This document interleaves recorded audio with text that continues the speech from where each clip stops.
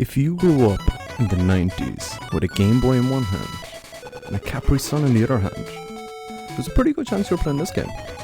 In a car ride, going somewhere with your family. So today we're diving into Nintendo World Cup.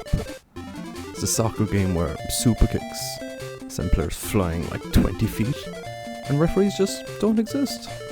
It just doesn't exist. There's no rules and it's pure chaos. It is absolute chaos. So I don't know for you, I can't even remember where I got my copy of the game, but I do remember playing it, and I played the hell out of it. I remember getting past like maybe the first couple of games, but then after that it got very, very difficult as a kid. Like I remember like the Brazil teams, the Argentina teams, they were just crazy good at the time. So this game came out about a year, or in the same year as the 1990 World Cup. So for me as an Irishman, it's quite a big World Cup because that was our first ever World Cup. So that was probably the reason why the game really kicked off over here, because Game Boys in Ireland, I think a load of people had them over here in the UK and Ireland anyway. So this was Techno's Japan trying to cash in on World Cup fever, and it had the same engine as River City Ransom. So this is your typical 90s Game Boy game. You know, it's the crunchy music, crazy tackles, graphics are interesting, and design choices for characters are interesting, but we'll touch on that there in a second. This game as well, I remember, had like passwords after each game, and so you could, I suppose, brag to your friends and your progress. But I remember having to find like sheets of paper and try to scribble it down as quickly as possible. That, do you know what I mean? And it was just a pretty good chance you lost that sheet of paper fairly instantly, do you know? So like this game is just completely insane. It is completely insane. Do you know, it's not your typical FIFA game or your street football game. Well, it is kind of like street football, except it's like if street football met Street Fighter and wrestling, and I don't know, it's just kind of a combination of a lot of games. It's pure chaos. It is absolutely amazing. The game has plenty of different special shots depending on what team you are. So if you're Germany, you get a thunder shot. If you're Brazil, you get a banana shot. If you're Argentina, you get a boomerang shot. And in England, you have an overhead kick. There's also a bird attack as well, which is actual seagulls. So, and you can also slide tackle people into, you know, the next stratosphere. Like you can see with some of the hard shots, the power shots here, that, you know, you hit it at a player and they get knocked out for 20 minutes flat. Do you know what I mean? So there's no rules on this. Do you know, the games do change. Do you know, the fields change throughout each game you go on. So for like example's sake, in Russia you'd have a lot of snow, so the gameplay would be a lot faster. In Cameroon then, as we've seen, it was quite sandy, and we are into Japan here now, as we can see in our second match, where this is where I kind of figured out that the graphics were interesting, you know, just for the style of the players. Like, to me they look like samurais that are representing Japan, which is, I mean, it's fair enough, it's a Japanese game and that's what they wanted to do. But you know, once we see, like looking back, looking at the Cameroonian guys, and you'll see with the French guys, I'll leave you make that decision on if it was done in good taste. But like, honestly, this game is brilliant, and with all the rocks on this pitch as well, it reminds me a lot of Mr. Roy Keane and his Saipan incident. So it was very interesting that this happened to be over in Japan as well. I thought it was kind of a little interesting, but you know, honestly, this game is amazing. It is absolutely amazing. Like, I couldn't recommend this game enough. I spent years trying to remember what the game was. I was trying to look for it at home. Like, I know I have my copy of it somewhere, that I have to dig out again and play on my Game Boy. Like, it's at home, definitely in a box. You know yourself, when things get lost and all of that fun. So basically this game just taught everybody in the 90s that football could be won by bicycle kicks and power shots. Do you know what I mean? It was crazy. Do you know? The controls do leave a lot to be desired. Like, it is very clunky. You can either pass or shoot, which I was doing. Do you know, I'm assured you can, like, there's other little tips and tricks you can get that I just haven't figured out yet. I started to figure out bicycle kicks, and I don't think I scored from one, but it was nice to kind of even attempt the bicycle kicks. I was just having too much fun with those power shots. Like, I was taking them from the halfway line and scoring.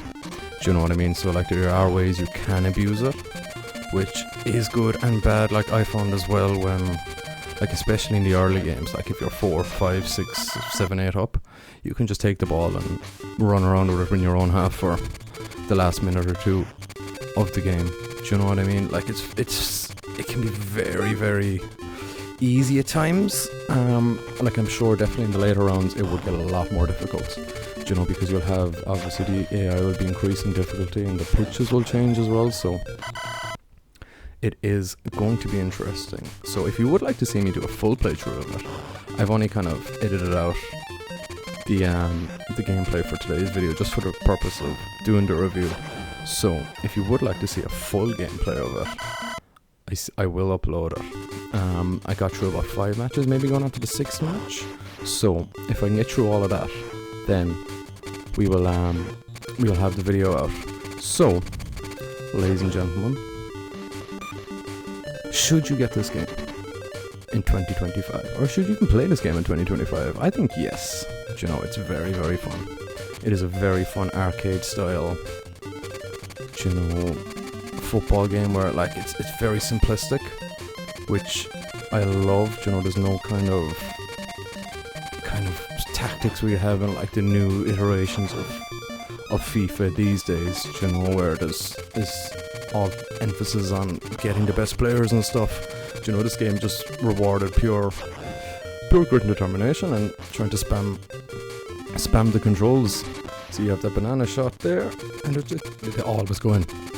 Once you hit them on target, they always go in. It is very, very simple, do you know. And I must actually play through with Germany. I must try that thunder shot. Like, look at this banana shot. Like, if you can just do that, then the games will become very easy. Like, I found once I found that, I just spammed the hell out of it. Do you know what I mean? It's the same as finding, you know, a little loophole or an overpowered mechanic in games nowadays. You're just gonna spam it. You know, this game still has a big impact on it, you know, the Game Boy world, because, like, even I remember it 20 odd years later from playing it. Do you know, it was one of my favourite games, playing it in the back of the car, do you know, on long car journeys where just your little Game Boy, Capri Sun, probably a packet of jellies if you were lucky. Do you know what I mean? Not a care in the world. Not a care in the world. So, this game still has a massive cult following. It's a massive cult following. There's a lot of people still doing speedruns, still doing playthroughs of this as well, which is great. And obviously as well, with ROMs being so popular and emulators, it is quite simple to get it. It's quite simple to get it. Do you know what I mean? It literally takes maybe half an hour of your time to look through a couple of YouTube videos that, if you'd like to know how I done them actually, please leave a comment down below and I may make a video, and just in case you were wondering on how to set up emulators and get your Game Boy games working, or even the GameCube games working, that could definitely be arranged. So, honestly, this game, I'm gonna say it's probably one of my most favourite games from my childhood, playing on the Game Boy. It's a toss-up between that and, like, the Pokemon franchise, just for the sheer fact that I played through them so much. you know. Like as I was mentioning earlier, we'll go to the French and just have a little look at the French guys and just their faces in particular, and I can't wait to see what the rest of the animations are going to be like.